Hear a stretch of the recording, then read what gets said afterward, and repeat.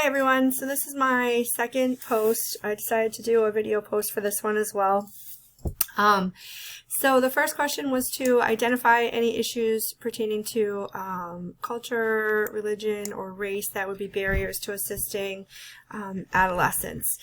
I can say that I don't have any specific biases or any issues with religion, gender, race, or anything like that. But what I can say is that one of the issues that I have is really a lack of knowledge and expertise in specific areas, such as the area of transgender, children transitioning from one gender to another. I don't have a lot of knowledge in that area. I do have some personal preferences, but that wouldn't affect the way that I would work with a child.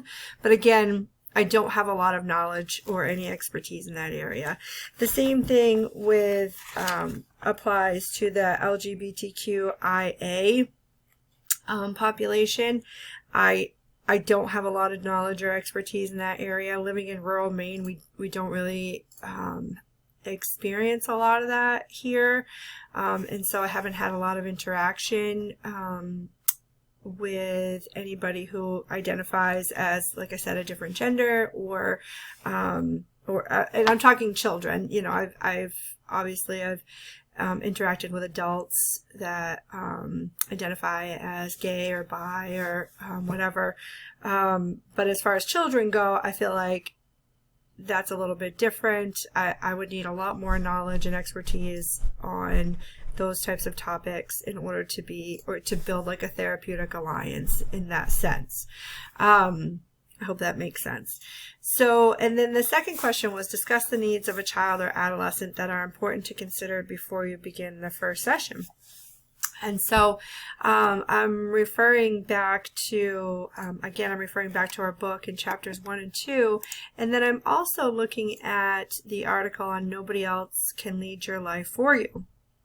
And just to review a quote that's in here, it says, and it's right in the introduction, changes in cognitive and emotional processing together with changes in role expectations and preparations for adult life lead the adolescent into a search for personal identity.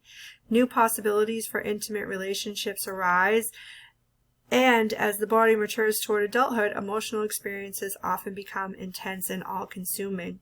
As far as what children would need or what would be important to consider, I think there's a lot of things, such as what is life like at home? What is their culture like? What's important to them? What's important to the family?